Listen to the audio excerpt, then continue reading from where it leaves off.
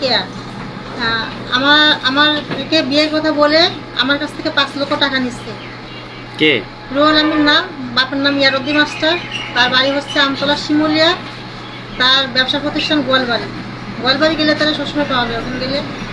তো টাকা নেওয়ার পরে সে ডাকাতে আমাকে সে রাখে হচ্ছে আপনার পুরীর বিচ রোড, সানমের বিল্ডিংয়ে রাখে, আর হচ্ছে আপনার রশিদ মার্কেট, আর পল্লী বিদ্যুৎ, এই তিনটে জায়গায় রাখে। বিভিন্ন জায়গায় আমাকে নিয়ে রাখছে। এক জায়গায় রাখলে মানুষ হয়তো অনেক কিছু, মানে আমরা রাত্রিবেলা আমরা নিয়ে যাই, সে আমরা রাত্রির বাইরে নিয়ে যাই, গাড়িতে করে নিয়ে যায়, বিভিন্ন জায়গায় নিয়ে যায়। সে আমাকে তার বন্ধু বান্ধব দিয়ে ব্যবহার করে সে আমাকে দিয়ে টাকা ইনকাম করছে।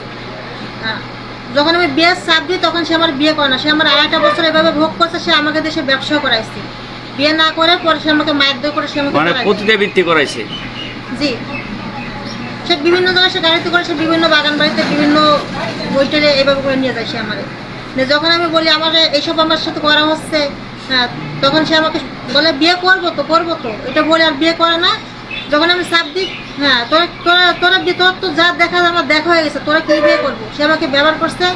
আমি অনেক জায়গায় অনেকের কাছে বিচার দিচ্ছি, আমি বলছি আমি কোথাও কোনো বিচার পাইনি। সে আমাকে বিচার দিলে সে আমাকে মানে কেস ক্যামেরা হুমকে দেখায়, সে আমাকে মাইরে ফেলানোর হুমকে দেখায়। আমি কারোর কাছে কোনো বিচার পাচ্ছি না। আমি স্থানীয় প্রশাসনের কাছে আমি আমার বিচার চাই। আমি আমার টাকা দাবি করলে সে আমাকে মাইরে ফেলানোর হুমকি দেয়। সে বলে যে কোনো টাকা পাবি না, টাকা দিব না। সে আমার নামে কেসের ভয় দেখায়, জিডির ভয় দেখায়। কত টাকা? 5 লাখ টাকা। এর কোনো প্রমাণ আছে? হ্যাঁ, প্রমাণ আছে। যারা বিচার করছে সে বিচারক, তারা তো জানে, তাদেরকে ডেট দিতে বারবার করে, তারা জানে। আমি থানায়ও গেছিলাম, সে দারোগার সামনে প্রথমে অস্বীকার করছে, পরে সে স্বীকারও করছে। তার কাছে যদি আমি টাকা যদি পাই, তাহলে সে পরে আমাকে কেন টাকা দিতে স্বীকার করবে?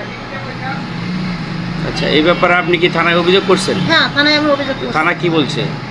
থানার থেকে দারোগা আসছিল, কাল আসছিল। আসার পরে প্রথমে অস্বীকার করছে, অস্বীকার করার পর আমি আসার পরে আমার সে মারতেও গেছে। তার বউ সিয়াদ তুলছে, দারোগা সিয়াদ করছে, সিয়াদে বাড়ি মারতে পারে, তখন সিয়াদ করছে।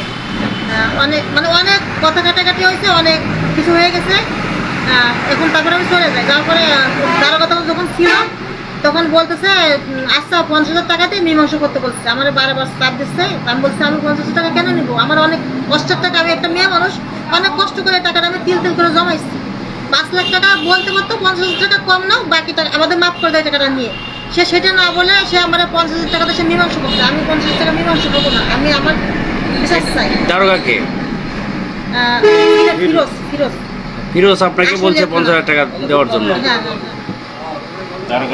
তার সঙ্গে আলাদা দেখে কথা বলছে।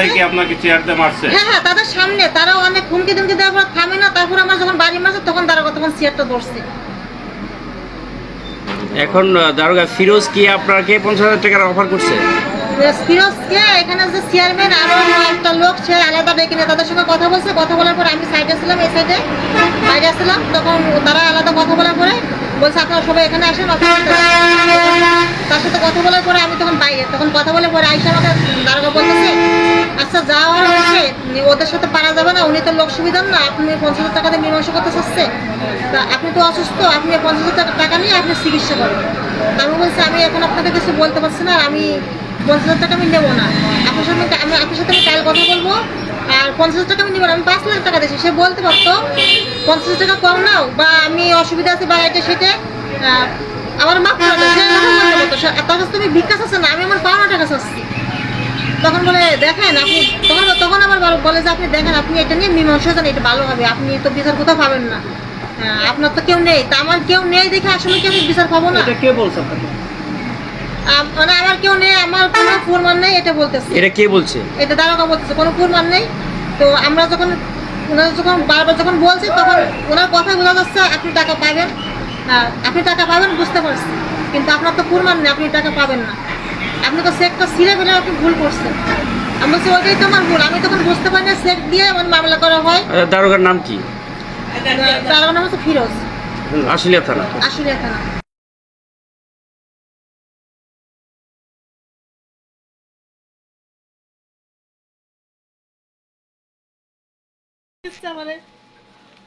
আমি কোথাও কোনো বিচার পাচ্ছি না, আমি অসহায় দেখি অসহায় কেউ নেই, অসহায়ের জন্য কেউ নেই। আমার আমার টাকা নেই দেখে আমি অসহায় দেখে আমার কি কোনো বিচার নেই? আমি বিচার চাই, আপনাদের কাছে বিচার চাই। আমি ও শাস্তি চাই, আমি বিচার চাই। জীবনের জন্য এমন জন্য কোন দিন যেন কার সাথে এমন না করে, আর কোনো মেয়ের সাথে যেন এমন না হয়, আমি এই বিচার চাই। মন করছে আমার মারতে গেছে, দারোগা আসছে, চেয়ার ঠেকাইছে। চেয়ারতে যখন বাড়ি মারছে তার বউ, দারোগা চেয়ার ঠেকাইছে। দারোগাদের সামনে আমার মারে, আমার যে কোনো সময় আমার ফাঁকা পাইলে, সুযোগ পাইলে আমার যে কোনো সময় আমার মেরে ফেলবে। আমার জানের কোনো নিরাপদ নেই। আমি চলি, রাস্তাঘাটে চলি, আমি খুব ভয় ভয় করে চলি, খুব আতঙ্কের মধ্যে থাকি আমি।